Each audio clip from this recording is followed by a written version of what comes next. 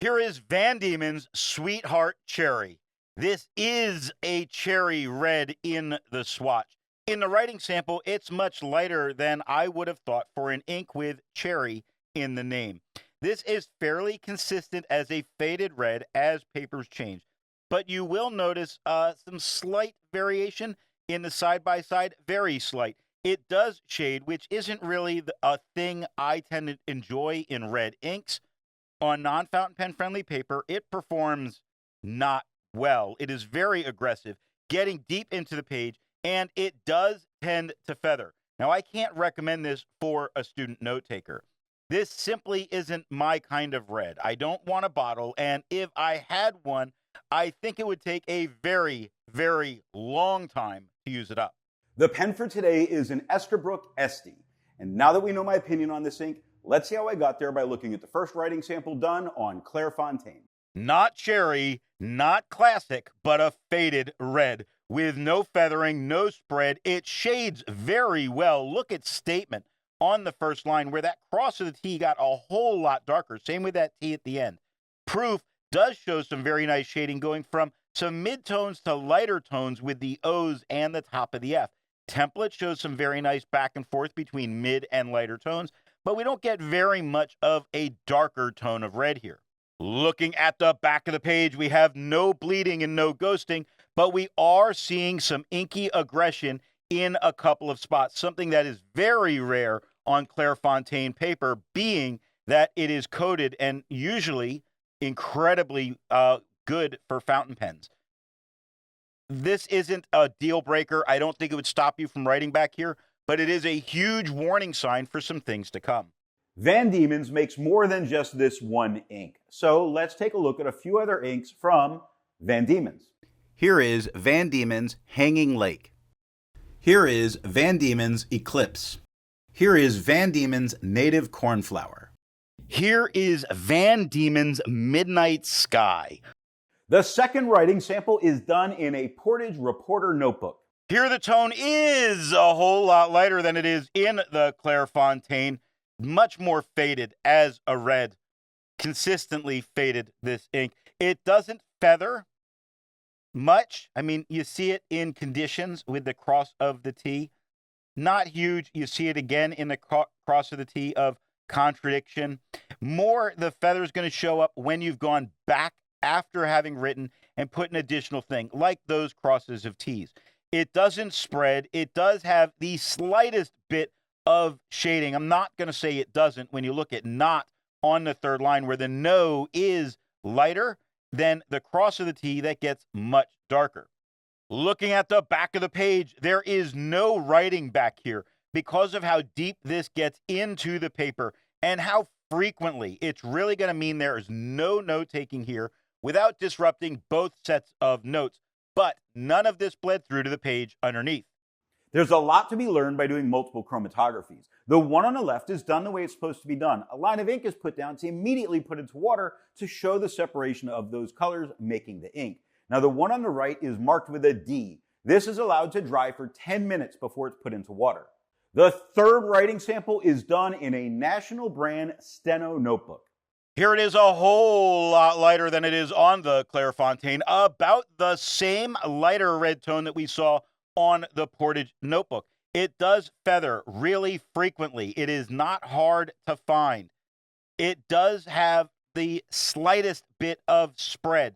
That makes this really not a good ink for on this paper. Yes, it does show some shading, but again, once I see any amount of spread and feathering together, it's a no-go for me. Now, I don't think this is a translucent ink because we're getting the same lighter tone that we had on the Portage, and I suspect we're going to see some more of that again. Looking at the back of the page, there's some of that inky aggression going on. Not as much as we were seeing, but definitely inky aggression getting deeper into the page. It never bleeds through to the page underneath, and I am not sure if that would stop us from writing on the back of the page, but it probably stops me. Resistance tests are done to see how well this ink can be expected to perform on the page, and more importantly, how hard it may be to clean from your pen. Now, the smear is allowed to dry for 3 days before testing it. In the upper left, you can see where there is highlighter. In the upper right, that is pen flush. The lower left has a 1/3 bleach solution, and the lower right has plain old water. The next writing sample is done in a Rhodia notebook. Here the tone is lighter than it is on the Clairfontaine, same lighter tone that we saw on the Portage and on the National Notebook. It doesn't feather, doesn't spread, does shade, not as well as it did on the Clairfontaine, but you can go find examples of shading. Like in example, the EXAM is mostly one tone. The cross of that X gets much darker. The PLE is only a little bit darker than the AM before it. I do think it stands out well enough against the quad rule to let the rule melt into the background after you've used it for your writing.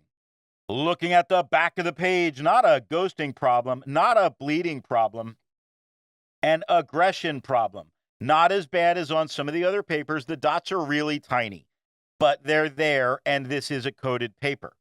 With over 1,000 inks reviewed, let's take a look at a few more red inks. Here is Colorverse Coast Redwood.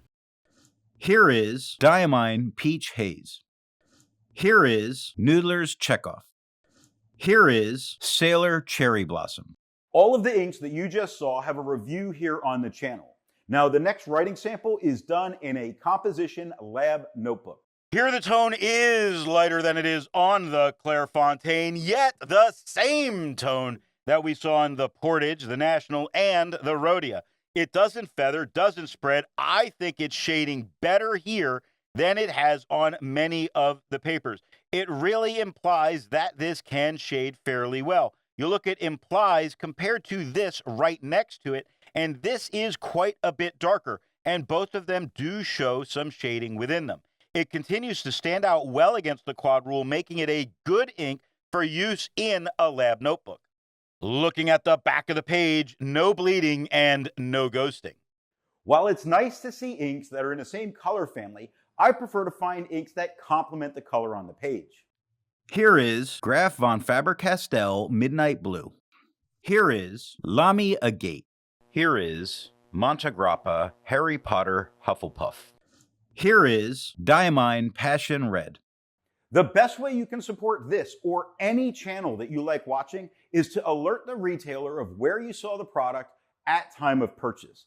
Now, the last writing sample is done on 20-pound copy paper. Here the tone is lighter than we get on the Clairfontaine, but just about the same tone that we've had on all of the other writing samples. It doesn't feather. It does, well, there's a little bit of feather there. That's the only spot I'm really seeing it. I'm going to let it go, okay? Except I was false, and I see a little bit right there. Not a problem. It barely spreads. The barely any spread and the feathering that just is actually standing out more to me. I'm going to go ahead and say this is a no-go for me because of I keep spotting spots with some feathering. So at that point, kind of, I don't care about it. Looking at the back of the page, we get the normal amount of inky aggression on 20-pound copy paper. It gets deeper into the paper. It does not bleed through to touch the page underneath, but I do think it's enough to stop you from writing back here. So what nib and pen do I think are going to give the best writing experience with this ink? The medium flow fine nib of the Esterbrook SD gives a faded cherry red, and it does shade. I'm being a bit generous calling it a faded cherry red because I feel like it's much more a very faded standard red. Off-camera chasing cherry red, I tried this in a very, very wet fine, and the tone did darken a bunch, but not all the way to that on the swatch. And it still did shade, which is not always a common thing for red inks.